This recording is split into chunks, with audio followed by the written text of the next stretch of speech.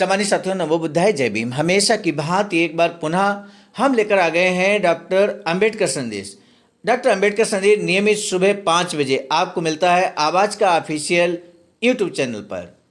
आज के डॉक्टर अंबेडकर संदेश में हम आपको बताएंगे कि पूना पैक्ट की पृष्ठभूमि क्या है। आप सभी को मालूम है कि महात्मा गांधी ने 20 सितंबर 1932 से आमरण अनशन की प्रतिज्ञा की थी और वो अपनी इस प्रतिज्ञा पर कायम है। इसी बात को लेकर बाबा साहब ने एक सार्वजनिक बयान जारी किया, जिसे सभी अखबारों में प्रकाशित किया गया।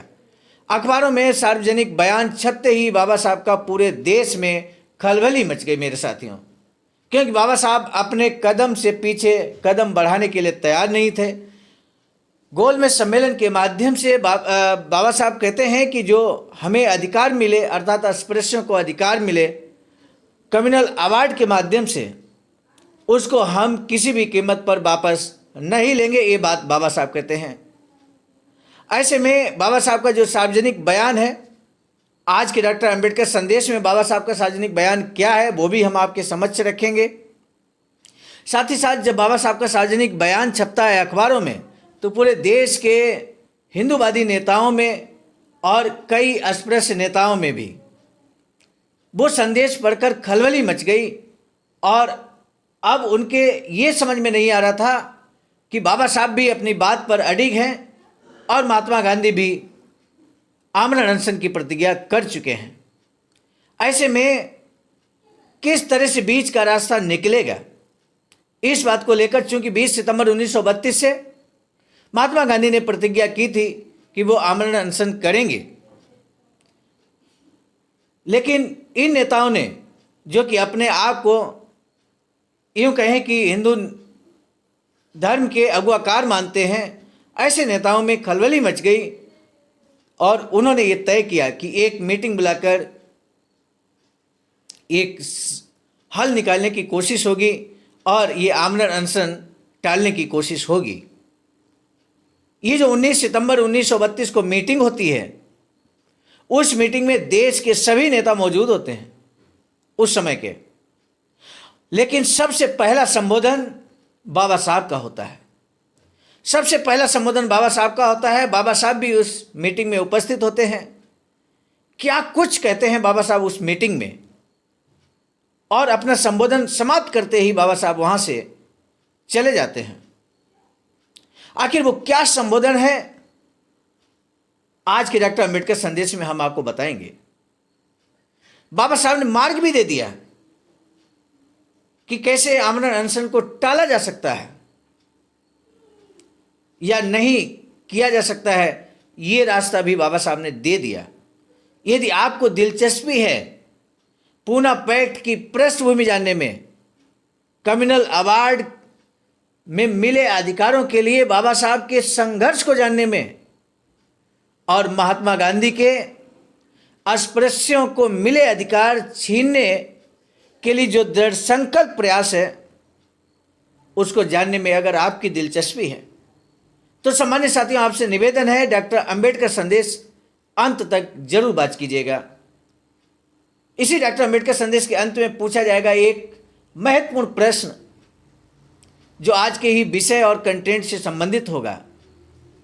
यदि आप ध्यान से वीडियो को वॉच करेंगे तो निश्चित है कि उसका आंसर बहुत इजीली आप दे पाएंगे। आपका आंसर पढ़कर मुझे बहुत खुशी होती है, इसलिए नहीं कि आप आंसर देते हैं, बल्कि इसलिए कि आप डॉक्टर अंबेडकर संदेश के माध्यम से बाबा साहब के जीवन संघर्ष को समझने का सार्थक कदम उठा रहे हैं।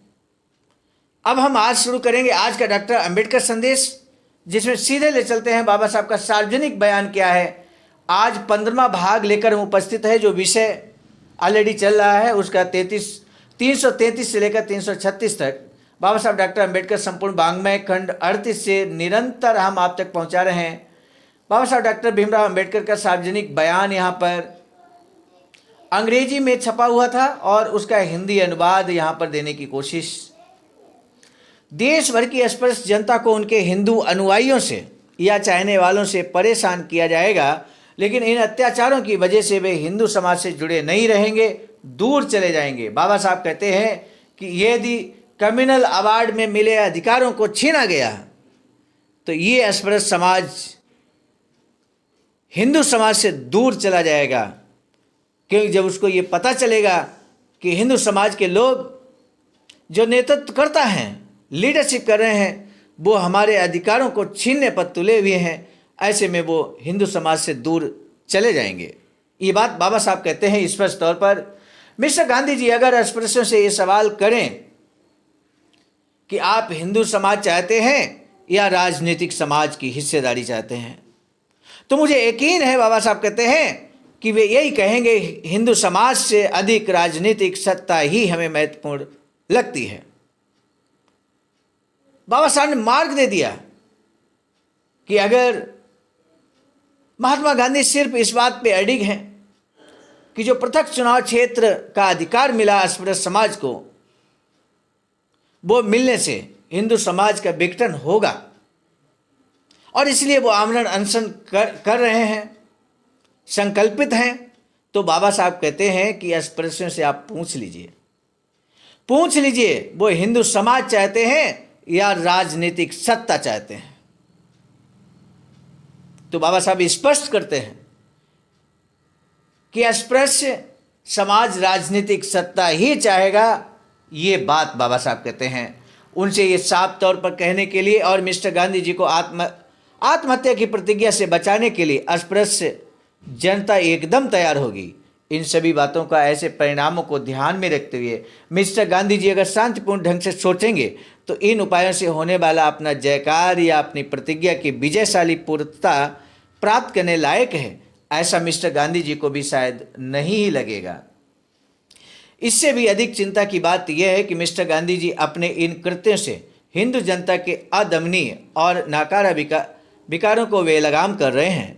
उनके इस कृत्य के कारण स्पृश्य और अस्पृश्य के बीच की द्वेष बुद्धि खत्म नहीं होगी बल्कि बढ़ जाएगी। दोनों समाजों के बीच का अंतर पाटे जाने के बजाय बढ़ेगा, क्योंकि गोलमेज सम्मेलन में गांधी जी की नीतियों का जब मैंने अस्पृश्यों की ओर से विरोध किया तो इस देश में मेरे खिलाफ बड़ा हल्ला मचाया गया।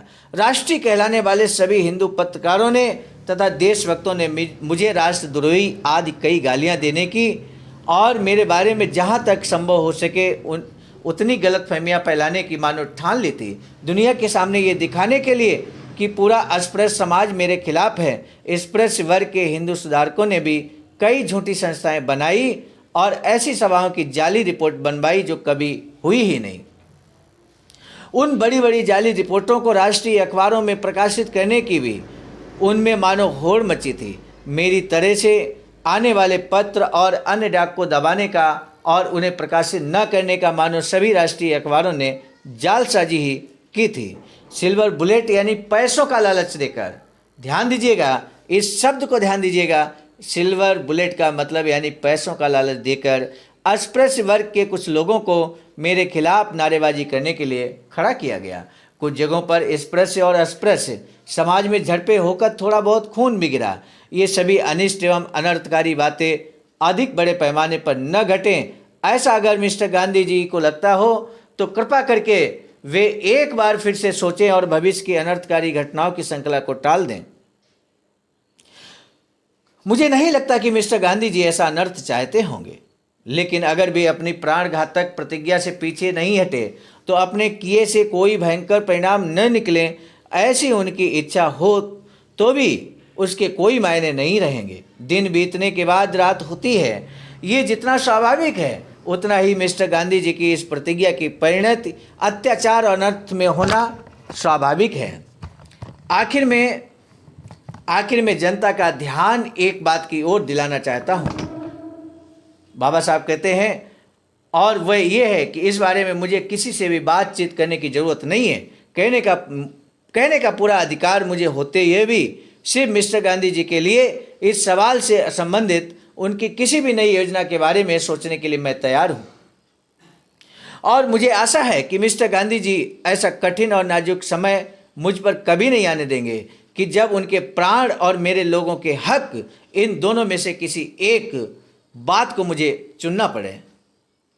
सम्मानित साथी, यहाँ सोचिए इस बात को, जब बाबा साहब के समक्ष ये प्रश्न आया कि आप गांधी जी के प्राण बचाएंगे या अस्पृश्यों के अधिकारों को, हकों को बचाएंगे, तो बाबा साहब आगे स्पष्ट तौर पर कहते हैं, क्योंकि अगर ऐसा समय आया भी तो मैं किस बात को चुनूंगा ये बिन बताए ही समझा जा सकता है।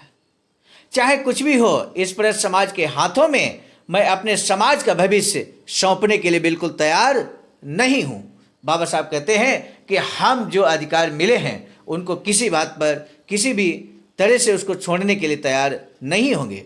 अस्पृश्यों को पृथक चुनाव क्षेत्र मिलने पर उसे निरस्त करने के लिए मैं अपने प्राणों की बाजी लगाकर कोशिश करूंगा। ये बात किसने कही? ये मिस्टर गांधी ने कही। अपनी इस प्रतिज्ञा पर 20 सितंबर 1932 से अमल करना मिस्टर गांधी जी ने तय किया है। इस कारण पूरे भारत के हिंदू नेताओं की अतिशीघ्र बैठक, आनंद फानन में बैठक 19 सितंबर 1932 के दिन लेना तय हुआ। भारत के सर्वश्रेष्ठ नेता माने जाने वाले मिस्टर गांधी जी के प्राणों की बाजी लगते देख बनारस के पंडित मालवीय मुंबई आए। राजेंद्र प्रसाद, सी राघवाचार्य, पंडित कुंजरू, डॉक्टर मुंजे, टी प्रकाशम, डॉक्टर चौथीराम, स्वामी सत्यानंद, मिस्टर अणे आदि अन्य प्रांतों के प्रतिनिधि उपस्थित थे। अस्पृश्य समाज से राय बहादुर, एमसी राजा, गबई, मिस्टर शिवराज, मिस्टर जगन्नाथम, मिस्टर धर्मलिंगम, मिस्टर मंगलम आदि अन्य प्रांतों से आए लोग थे। मुंबई प्रांत से sir Chunni Lal, doctor Ambedkar, doctor Solanki, Hirachand Balchand, sir Setalvad, बहुत सारे नाम यहाँ आपके सामने हैं जिनका नाम हम आपके समक्ष स्क्रीन पर दे रहे हैं। इंडियन मर्चेंट्स हाल में सभा होनी थी।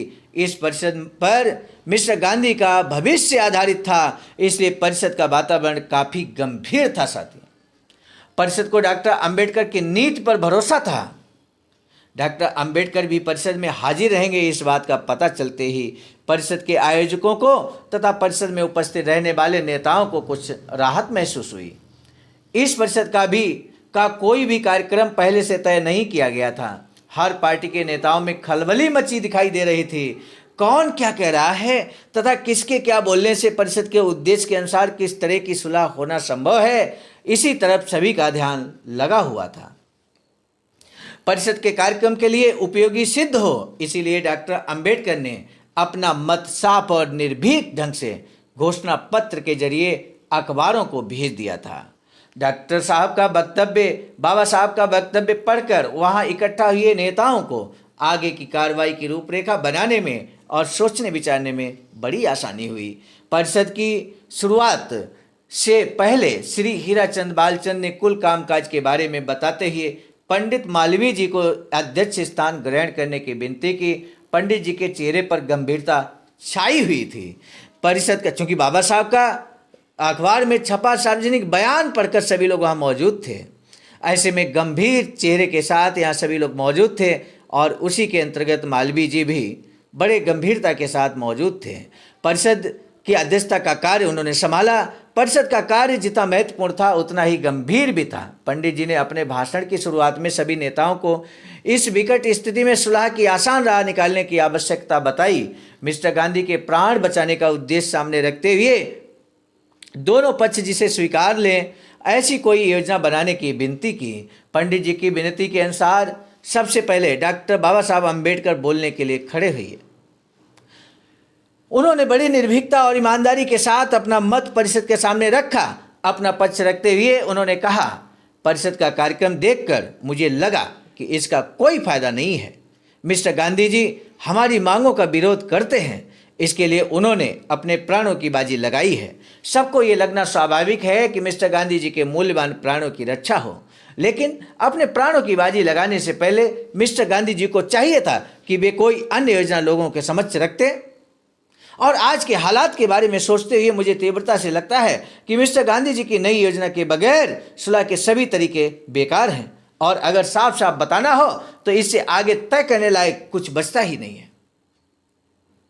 इस परिषद में भले गहराई से सोच विचार हो, लेकिन जब कम से कम मुझे तो कोई मार्ग दिखाई नहीं देता है और मैं सब लोगों को मिस्टर गांधी जी की असल योजना का साफ साफ पता नहीं चलता है, तब तक मैं भी आपको बता दे रहा हूं कि मैं इस परिषद के आयोजकों के या यहाँ के किसी भी नेता की किसी भी योजना के साथ बंधा हुआ नहीं हूं।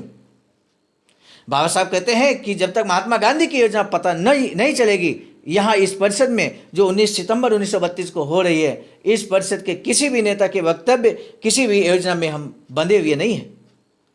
इतना निर्भीकता के साथ संबोधन उस दौर में, आज से लगभग 100 साल पहले की बात, 90 साल पहले की बात।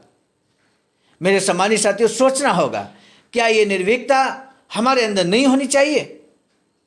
यही तो संकल्प, यही तो हमें संदेश मिलता है। बाबा साहब के जीवन संघर्ष से हमें बड़ा संदेश मिलता है, कैसे हमें अपने विचारों को निर्भीक तरीके से रखना चाहिए समाज के समक्ष, और आपकी निर्भीकता ही आपकी ताकत है। मैं सिर्फ मिस्टर गांधी का कहना, क्या मैं आगे क्या कह सकता हूं, पहले पता कीजिए कि वे क्या कहना चाहते हैं। बाबा साहब कहते हैं कि हम क्या कहना चाहते हैं, इससे पहले सबसे पहले यह पता कीजिए कि मिस्टर गांधी क्या कहना चाहते हैं। साथ ही बाबा साहब ने एक बात और स्पष्ट की कि स्पष्ट नेता उनके प्रतिनिधि के तौर पर उनके विचार ले आएंगे, उसी पर मैं सोचूंगा। स्पष्ट नेता, आगे बाबा साहब कहते हैं, किसी भी अस्पृश्य नेता द्वारा लाई गई उनकी किसी योजना पर मैं नहीं सोचूंगा। ये मैं पहले ही साफ साफ कह दे रहा हूं, क्योंकि बाबा साहब को मालूम है कि जितने अस्पृश्य नेता हैं, इनको सिल्वर बुलेट के सारे खरीदा गया। ये क्या प्रतिनिधित्व करेंगे हिंदू समाज का? इसलिए बाबा साहब ने तय कर दिया कि अगर यहाँ स्पृश्य नेता महात्मा गांधी के विचारों को, उनकी कार्य योजना को, उनकी योजना को हमारे तक लाएंगे, तो उसमें हम जरूर विचार करेंगे। मिस्टर गांधी के प्राण बचाने के लिए मैं अपने बंधुओं की न्यायपूर्ण मांगों के साथ खिलवाड़ नहीं करूंगा। बाबा साहब कहते हैं, उनके प्राण बचाने के लिए हम अपने 8 करोड़ अस्पृश्यों के जीवन के साथ, उनकी न्यायपूर्ण मांगों के साथ खिलवाड़ नहीं करेंगे। बाबा साहब का संकल्प देखिए मेरे साथियों, यूं ही नहीं बाबा साहब को सम्मान मिलता पूरे विश्व में। यूं ही नहीं सिंबल ऑफ नॉलेज बाबा साहब को कहा गया अमेरिका के राष्ट्रपति बराक ओबामा के द्वारा।